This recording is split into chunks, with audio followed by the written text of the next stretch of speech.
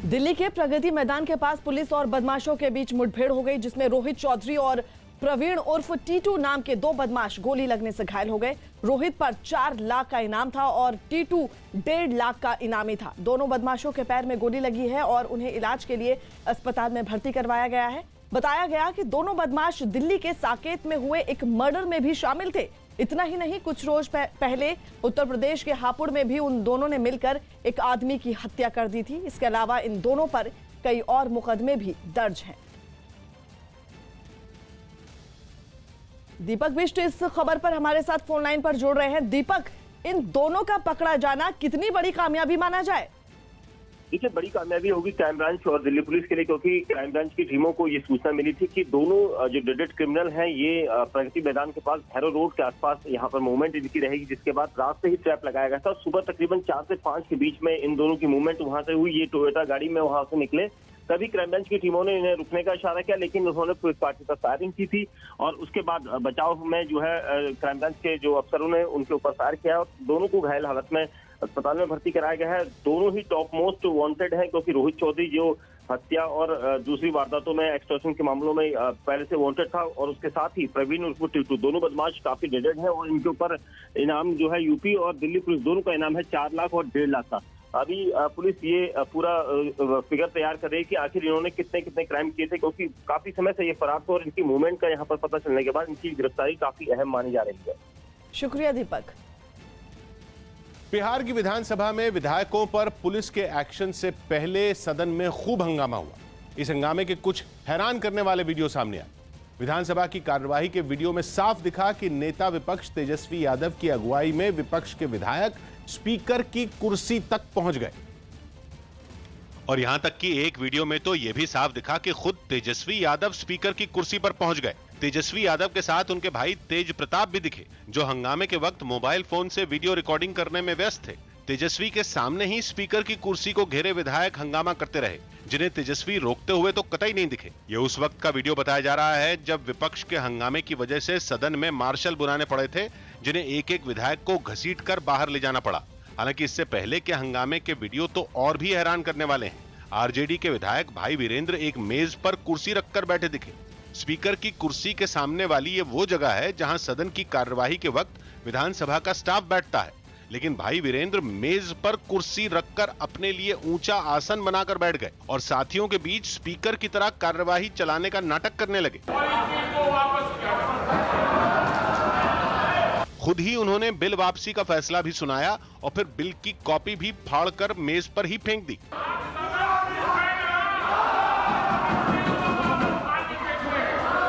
ये उसी विधानसभा की तस्वीरें हैं जिसे लोकतंत्र का मंदिर कहा जाता है। और सरकार का दावा है कि विपक्ष के इसी हंगामे के बाद नौबत विधानसभा में पुलिस के एक्शन की आ गई। हालांकि मुख्यमंत्री नीतीश कुमार ने सरकार को इस मामले से अलग कर दिया और पुलिस को विधानसभा में बुलाने का फैसला स्पीकर का बताया।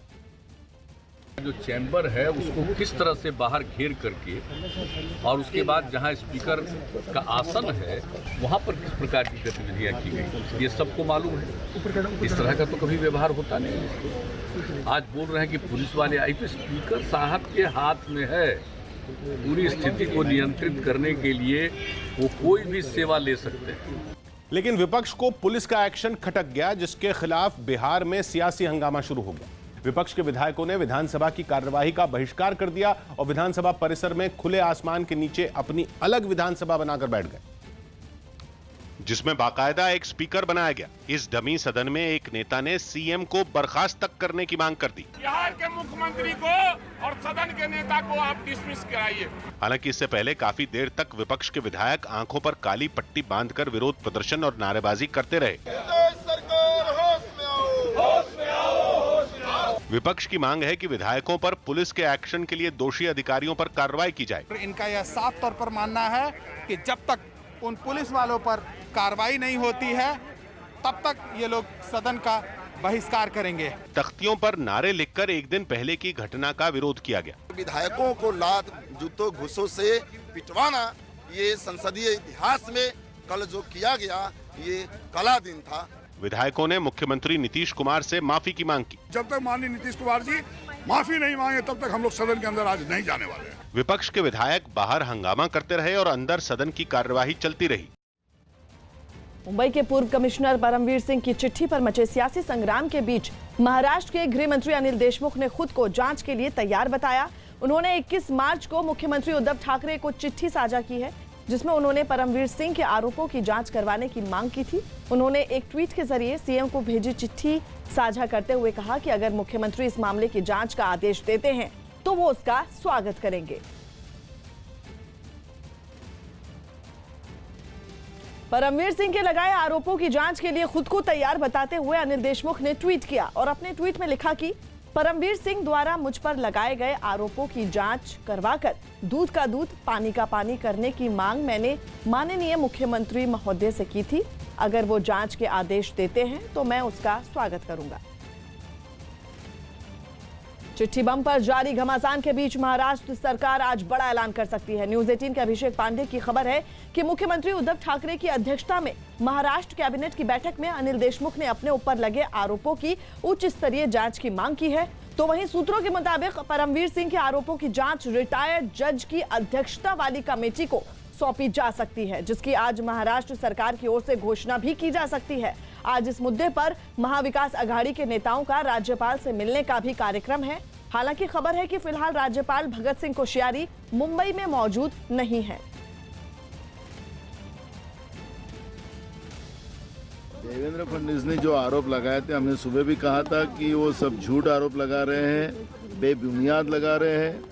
सरकार उसको पूरा जवाब कल उसको सरकार की तरफ से दिया जाएगा। नहीं, मूल सब्जेक्ट है कि बहुत सारा बात सामने आएंगी, क्योंकि हमने जो बार बार कहा कि ये सब प्रकरण को एक बेबुनियाद बनाया गया था, महाराष्ट्र को बदनाम करने का काम किया जा रहा था और सच का सच सामने आएगा और कल सरकार की तरफ से बयान जारी करेगा।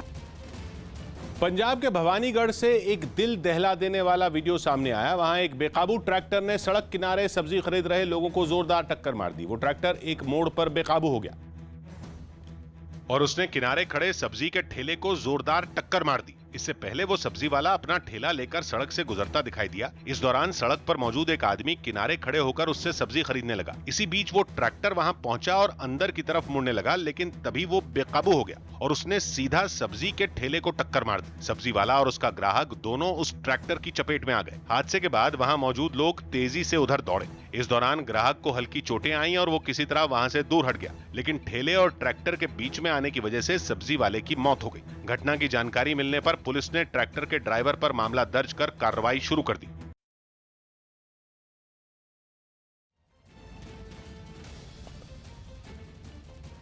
परमवीर सिंह के चिट्ठी के मुद्दे पर महाराष्ट्र का सियासी पारा भी चढ़ा हुआ है। बीजेपी इस मामले की सीबीआई जांच की मांग कर रही है। एक दिन पहले ही उसने केंद्रीय गृह सचिव से इस मामले की शिकायत की थी।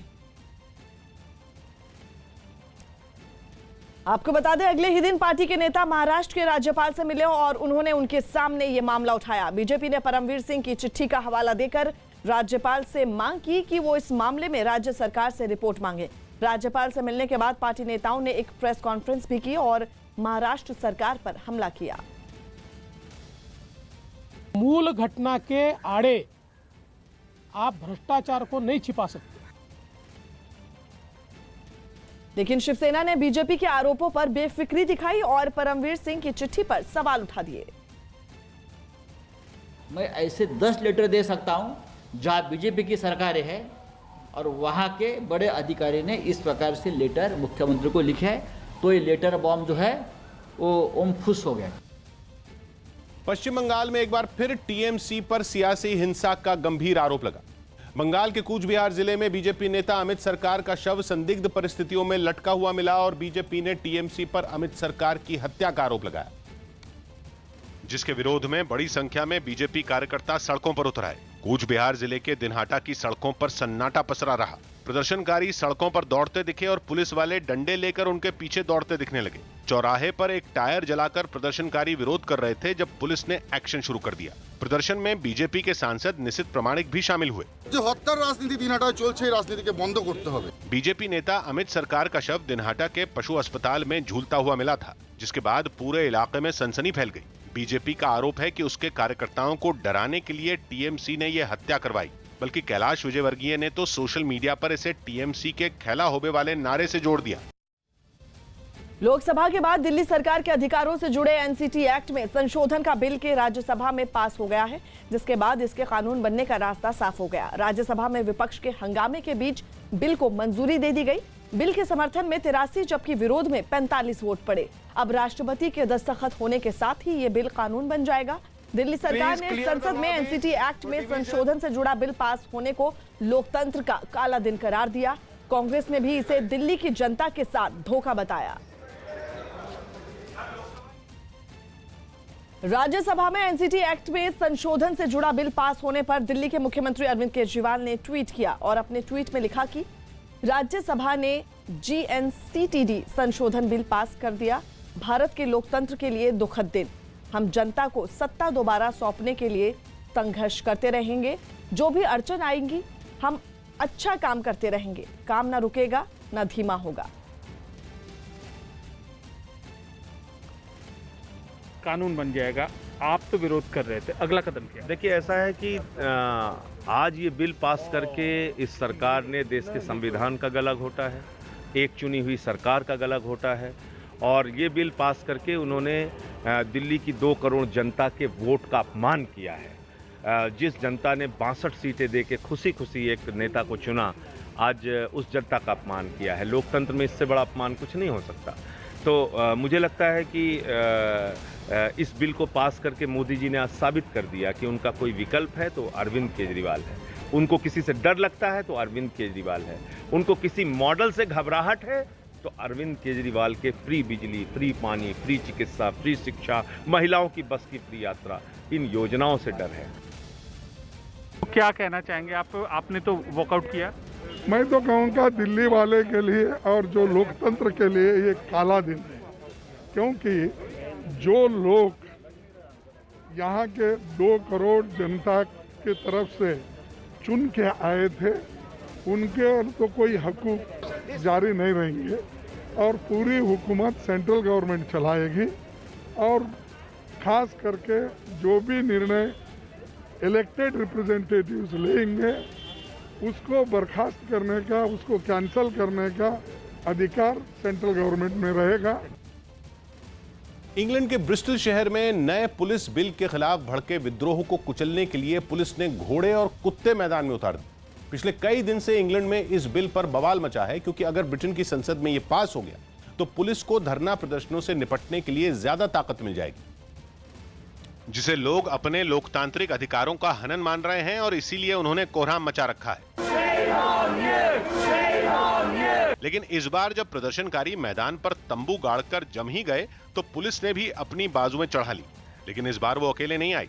अब की बार उसने ऐसा पैंतरा अपनाया जैसा शायद ही इससे पहले किसी देश में देखा गया हो। पुलिस ने अपनी घुड़सवार फौज का दस्ता सड़क पर उतार दिया और फिर ब्रिस्टल शहर में घोड़ों पर सवार पुलिस वाले दौड़ते नजर आए। प्रदर्शनकारियों के पसीने छुड़ाने के लिए पुलिस घोड़ों के साथ साथ अपने खूंखार खोजी कुत्तों को लेकर भी पहुंची।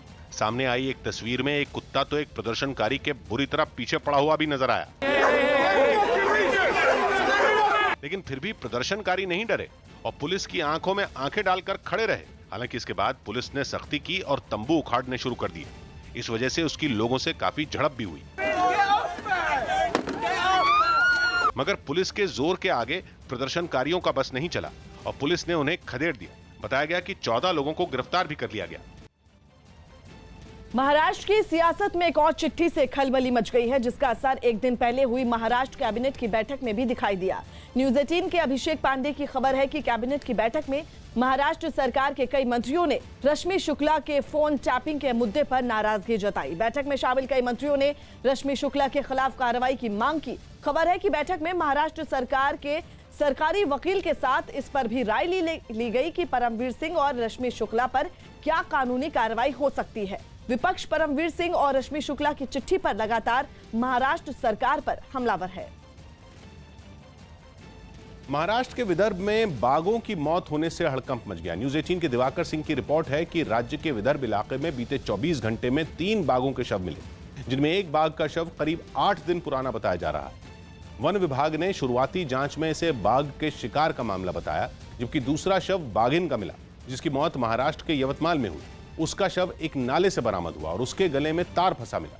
तीसरे बाघ की मौत महाराष्ट्र और मध्य प्रदेश की सीमा पर मौजूद पेंच इलाके में हुई। ये तीनों मामले सामने आने के बाद वन विभाग उनकी जांच में जुट गया। आमिर खान को कोरोना हो गया। आमिर खान की कोरोना रिपोर्ट पॉजिटिव आई, जिसके बाद वो घर में क्वारंटीन हो गए। ममता बनर्जी की पार्टी टीएमसी ने चुनाव आयोग को एक खत लिखा। इस खत में टीएमसी ने यूपी और दूसरे बीजेपी शासित राज्यों की पुलिस को पश्चिम बंगाल चुनाव में तैनात किए जाने की शिकायत की। पश्चिम बंगाल में शुक्रवार को पहले चरण का मतदान होगा। शूटिंग वर्ल्ड कप में ऐश्वर्य प्रताप सिंह तोमर ने गोल्ड मेडल अपने नाम कर लिया। उन्होंने ये गोल्ड 50 मीटर राइफल 3 पोजीशन प्रतियोगिता में जीता। महाराष्ट्र के बीड जिले में शुक्रवार से 4 अप्रैल तक लॉकडाउन लगाने का फैसला लिया गया। कोरोना खतरे की वजह से प्रशासन ने यह कदम उठाया। उत्तर प्रदेश के मंत्री आनंद स्वरूप शुक्ला के तेज आवाज में अजान पर ऐतराज जताने पर सियासत होने लगी। उन्होंने बलिया के जिलाधिकारी को चिट्ठी लिखकर शिकायत की कि वहां की करीब 6 मस्जिदों पर लगे लाउडस्पीकर से बहुत शोर होता है, इसलिए उन्हें हटाना चाहिए। यहाँ पर जो लाउडस्पीकर लगे हैं, अधिक मात्रा में लगे हैं, तो उन्हें उतारे जाए। जिसके बाद कांग्रेस ने राज्य सरकार पर आरोप लगाया कि वो असली मुद्दों से ध्यान भटकाने के लिए ये मामला उठा रही है। योगी आदित्यनाथ के मंत्री ध्यान भटकाने की साजिश है। लेकिन बीजेपी ने आनंद स्वरूप शुक्ला का साथ दिया। निजता में कोई खलल होता है तो उसकी शिकायत सक्षम अधिकारी के समक्ष कर सकता है। महाराष्ट्र की सियासत में वसूली कांड और ट्रांसफर रैकेट पर मचे घमासान के बीच शिवसेना नेता संजय राउत ने दिल्ली में अपने निवास पर महाराष्ट्र के सभी सांसदों को डिनर पर बुलाया, जिसमें कांग्रेस, एनसीपी और शिवसेना के सांसद तो पहुंचे, लेकिन महाराष्ट्र सरकार पर हमलावर बीजेपी के ज्यादातर सांसदों ने इससे दूरी बनाना ही ठीक समझा। हालांकि बीजेपी सांसद राव साहेब दानवे और गिरीश बापट इस पार्टी में शामिल हुए। शरद पवार, सुप्रिया सुले और प्रफुल्ल पटेल समेत कई सांसद इस पार्टी में पहुंचे। बताया गया कि संजय राउत ने अपनी बेटी की सगाई पर यह पार्टी रखी थी। कोरोना संकट के बीच उत्तर प्रदेश के मथुरा में होली के जश्न की शुरुआत हो गई, जिसकी एक तस्वीर वृंदावन के बांके बिहारी मंदिर से भी सामने आई, जहां होली से कुछ दिन पहले ही हजारों भक्त कृष्ण के साथ होली खेलने के लिए वहां पहुंच गए। लेकिन मंदिर में जुटे भक्तों और मंदिर प्रशासन ने इस बात का बिल्कुल ध्यान नहीं रखा कि एक दूसरे से दूरी बनाए रखना कितना जरूरी है। मंदिर के पंडित गुलाल उड़ाते रहे और कृष्ण भक्त इस माहौल का आनंद उठाने में मग्न दिखे। होली के जश्न के बीच जयकारों की गूंज से समा और रंगीन हो गया। कुछ इसी तरह बरसाना में भी लोग होली के जश्न में डूबे दिखे। वहां पर लठमार होली खेली गई। महिलाएं पुरुषों को लाठियों से मारती दिखीं और पुरुषों ने बचने के लिए ढाल का इस्तेमाल किया। लेकिन यहां भी लोगों ने कोरोना नियमों का ध्यान नहीं रखा। लठमार होली खेलने के बाद इन लोगों ने नाच गाकर भी अपना मनोरंजन किया। होली के मौके पर दूसरी जगहों से बरसाना पहुंचे लोगों पर भी वहां की होली का खुमार चढ़ा दिखा। बहुत मजा आ रहा है, बहुत बढ़िया है, बहुत बढ़िया। जश्न के दौरान हवा में उड़ रहे गुलाल ने लोगों के उत्साह को कम नहीं होने दिया।